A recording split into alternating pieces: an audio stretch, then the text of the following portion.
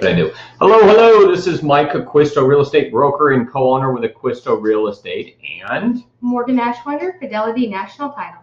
And she's kind of a big deal. She knows what she's doing. No, we've been in the business for a long time, and what we're going to go over right now is this is a closing disclosure now. That's what they call it. Closing statement. Closing statement. They've changed all types of names. We've been in the business so long that we know it is many different things. It was all different types. Yeah, the HUD and the 1003 and all these different things that it's been over a period of time. But today, that's what they're currently calling it. And what we're going to do is take this video and we're going to break it down, and you are the buyer of this property, and we're going through a sample. We're going to go through all of this. If you're only to watch one video, this would be the one here today, right? So take your time, sit back, relax. It's going to be a little bit longer, but it's going to explain a lot of things. It's going to make it easier for you on closing day.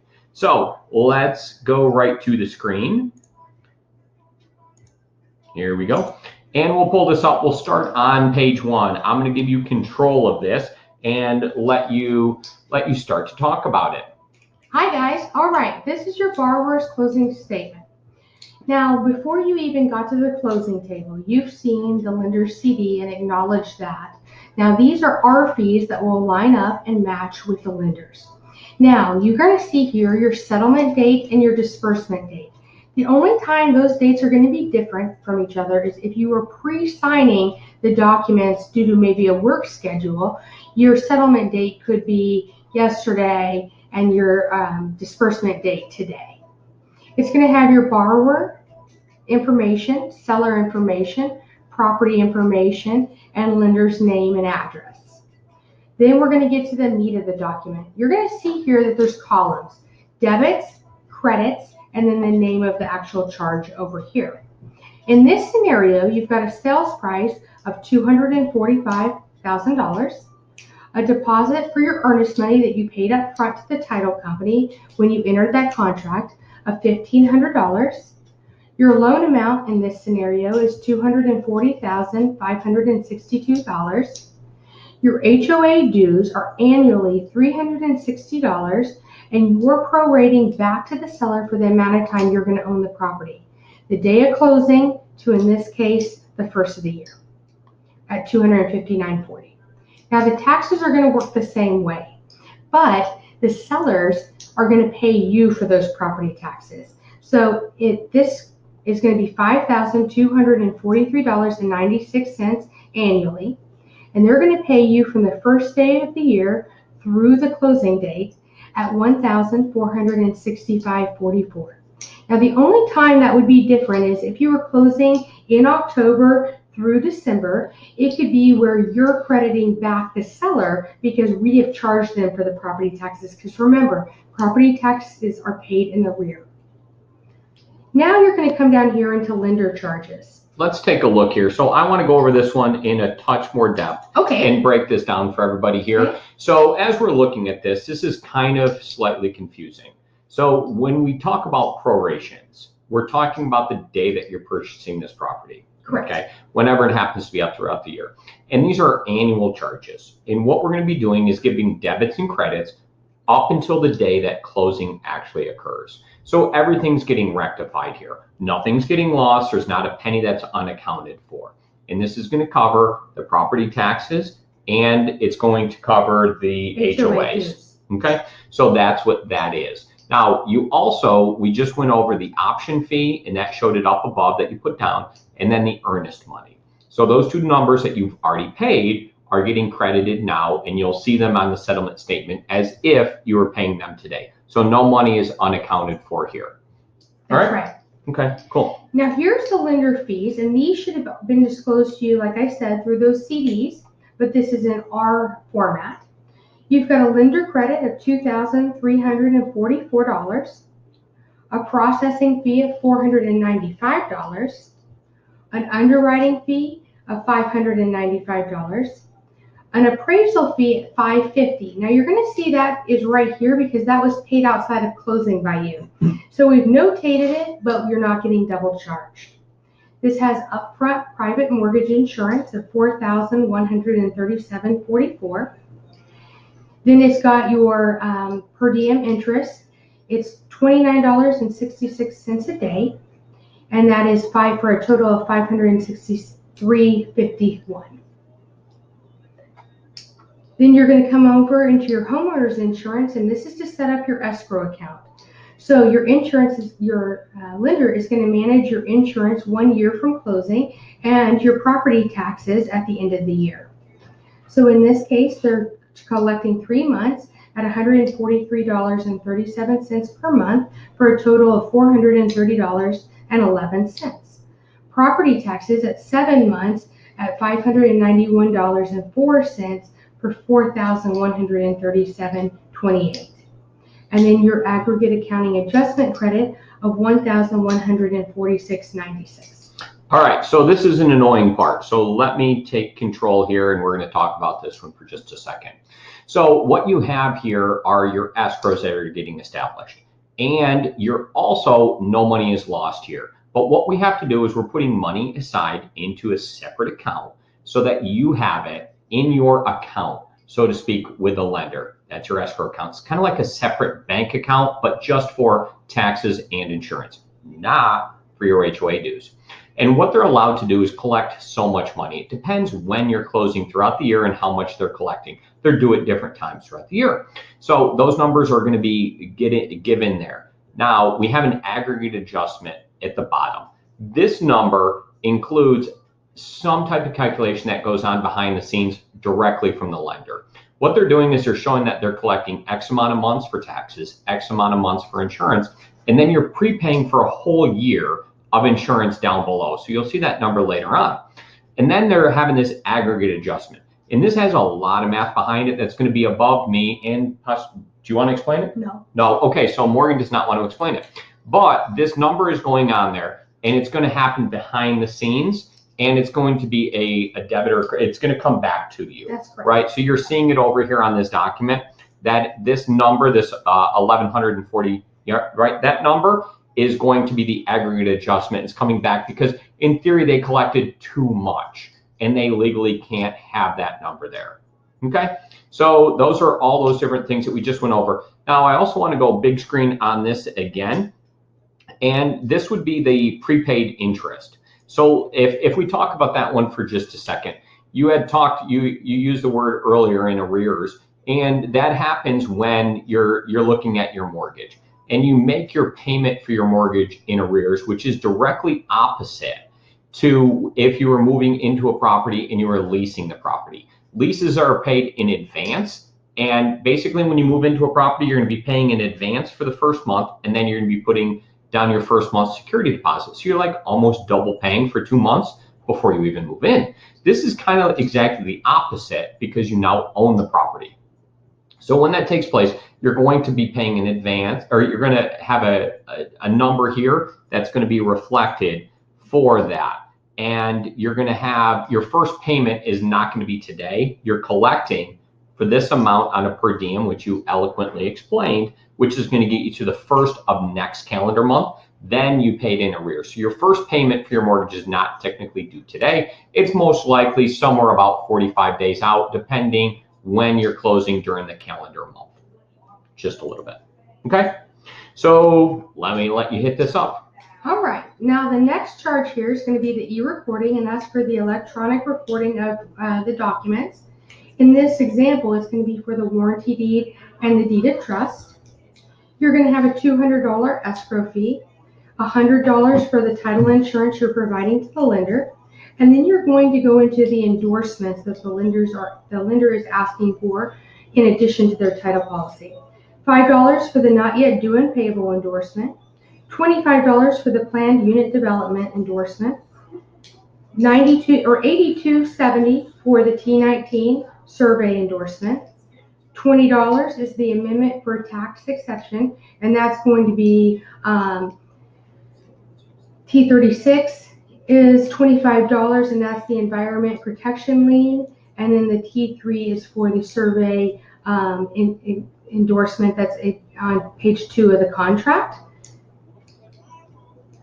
Then here's your recording costs at $144, and that's for a warranty deed and a deed of trust.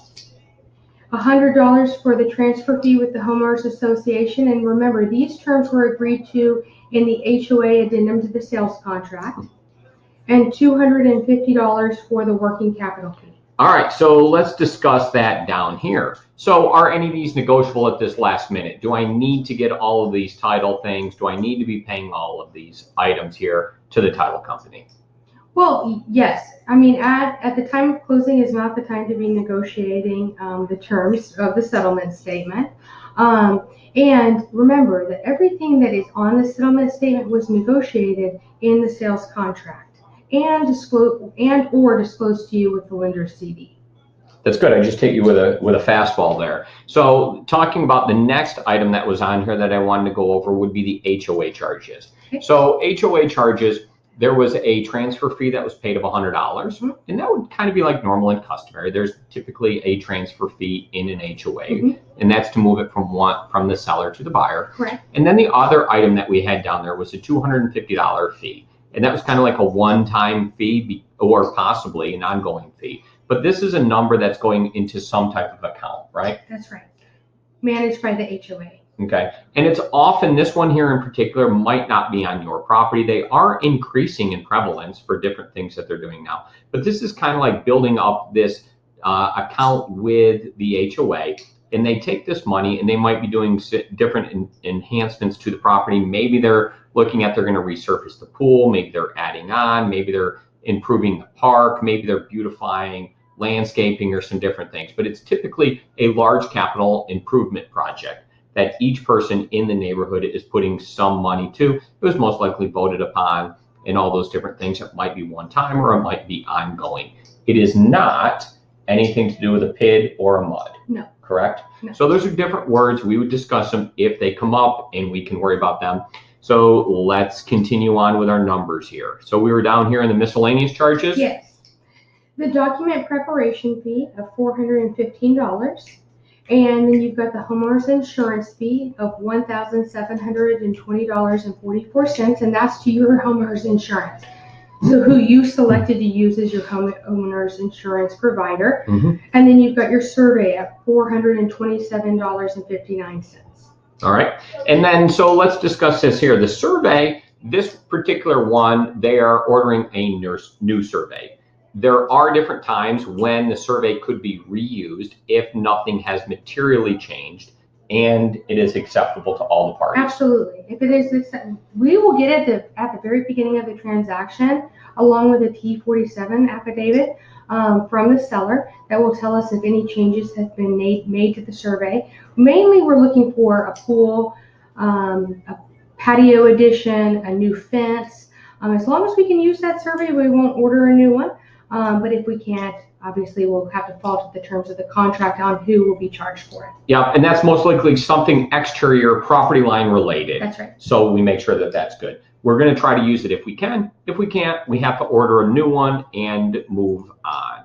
So the homeowner's insurance premium, that's most likely a full year that is collected here and escrowed. Okay, so we want to make sure the home is insured. So now let's go over these numbers at the bottom, your totals. Okay, sure. So these are going to be subtotals. Now remember, when we started, I showed you that we were going to have columns, debits and then credits. So this is going to be a subtotal of the debits and this is going to be the credits. And then you're going to have this is going to be your amount to bring to closing, $12,147.93. Perfect. So let's talk a little bit about that number. We're going to bring that number in which type of form to you? Cashier's check or wire. Okay. And I could have wired it in advance to you, correct? Absolutely. All right. So you have no problem with that at all? Yeah. No, we normally would ask you to wire it the day before closing just to avoid any kind of delays. Okay. Other items that you could bring to that you should bring to closing are going to be, oh, good. Go over that. Absolutely. Bring your driver's license and make sure it's not expired. What about your spouse? Should you bring your spouse to closing? Yes. If this is going to be your principal residence, then you absolutely need to have your spouse with you. What about your realtor? I like to bring my realtor. Our realtors here are really good at Acquisto Real Estate. I highly endorse us. And if we are your agent, then we're going to be at your closing for you. We're probably also going to make sure that you either went over the documents in advance with your lender or the lender is at closing for you. There are questions that come up. A lot of these questions are going to be lender specific.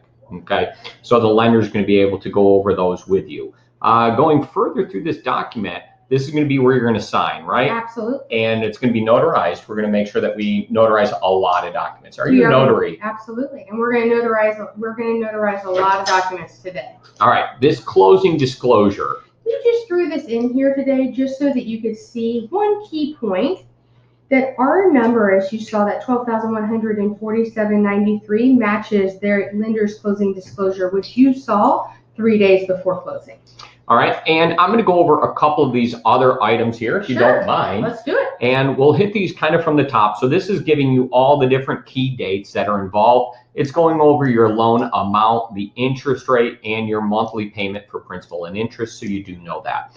It's also showing you the principal and interest payment down here, adding to it your mortgage insurance. So mortgage insurance, if you have this is going to be something that we're going to look at for you in the future. So make sure you stick a pin in this topic and call us back about 12 months from now, and then maybe 24 months from now. It's going to be our goal to help you out with this. So you can get rid of PMI with the combination of doing a new appraisal on your property and having your home appreciate, and having you pay down on your property to get to where you have a larger spread between the LTV that you currently have. In this one, we don't have a lot of money going down, and there is going to be this PMI, which is primary mortgage insurance, which is insuring the last 20% of your mortgage in the event of default to the lender.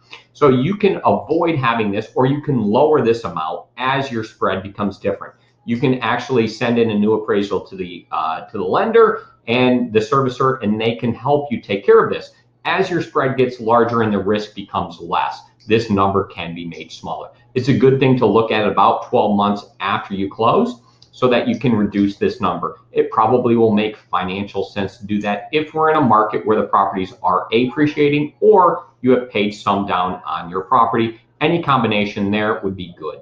If you get to probably where you're in a new 90% LTV, it would probably be financially beneficial to do this. The cost of the new appraisal, depending on what you're looking at, is probably going to be about $400 plus or minus just a little bit. If you looked at that number, it was a little bit over 100. If we can bring that number down to like 50 bucks and we're able to save maybe 60, 70 bucks on a monthly basis, then it would be worth to pay the one-time fee of probably $400. Then we could reanalyze it maybe 12 months after that date or 24 months after and see what we can do with a combination of those two numbers that we had spoke about previously. Okay? Sound good? I like it. All right, so that would be something that we would try to do for you. Then we're going to show you your estimated escrows. These are how much you're going to pay in the beginning for this. Hey, people know your taxes and insurance can change over a period of time. You could potentially run into an escrow deficit or an escrow shortage, one of those words. It'll get reanalyzed. If this comes up and you have that problem and you have any questions about it, just please reach out. I would be very, very happy to explain to you what that's all about and why that did occur and what you can do in the future to do it and what your options are to mitigate this escrow shortage you have. It's not a big deal. Most likely that did occur because your property went up in value. That's not a bad thing. The reverse conversation when people call in and they're like, hey, my property dropped in value, that's not a positive conversation, and it's not one we want to necessarily have. So we're very happy as properties are appreciating, and you could potentially run into this. So we're taking the best knowledge that we currently have and applying this so that we can have our best guess for what taxes and insurance are going to be going forward. If you have a property that is either a brand new construction and we're based on unimproved property taxes, you are going to have a problem. So make sure that you totally understand that because it's not getting collected correctly. If you know that your tax number is a little bit less than it should be on what it's getting collected at, you probably are also going to have a problem. The city, the county, they're going to find the correct value of your property. They're going to correct it. If you're underpaying right now, it's a temporary thing, and it's going to get rectified and caught later on, and then that'll go up. That'll go on there. If your insurance rate goes up, same exact thing kind of here. Okay. As we look through here, they are collecting for escrows, yes, for your taxes and for your insurance. But no is the word never. Never is a kind of a severe word, but it's never collected for your HOA dues, right? That's right. Those are going to be directly paid by you as the buyer or the property owner now to the HOA, the Homeowners Association, on a regular basis, whatever that is. Depending on their collection, semi-annual, annual, quarterly, monthly. Daily? Have you seen No, daily? no. No. All right. They seem like they're getting that way. They're getting expensive. That's coming out next week. All right, good. And so as we're looking at this next document here, this document, if I gave a really good once over of this document, Sure. It would be the closing disclosure. Yeah, so we're looking at this document here, and it's a large one. It looks really, really similar to the other document that I already looked at, right? So I would say it's a combination of what used to be the truth in lending disclosure along with the closing statement. Okay, and these numbers now, so the government got together and they were like, hey, what we're going to do is we're going to help you out, guys, because you as a consumer need a lot of help. And what they're going to do is they're going to simplify things. So what they did is they added more documents. And I'm not exactly sure how that simplified it, but they added more documents. And then what they did is they said, so to make it even more clear for you, we're going to like duplicate the documents. And we're going to have this document that looks pretty much exactly like that document. And I'm not exactly sure how that helped, but it kind of complicated it and gave you an opportunity to sign more documents. And so that's kind of what you have here. Two documents that are very, very close in nature. And there's one for the lender. One at the CD document, the closing disclosure is the lender's document, and the borrower's statement is the title company's. Now remember, it does have on here, the nice part about it is all the loan data on page 1. So that actually got a lot better. So I do like that. It is simple. It is check boxes, yes and no, and I kind of like that. I wish they would combine that in here. I agree. And we had that, and it could be just a little simpler by not having all of that together in one. I agree. So I feel that we kind of cover this in great length. I think that you should kind of be well prepared. You know what to bring to closing. You probably know when your closing is. You should know who your realtor is, and they should be present for you.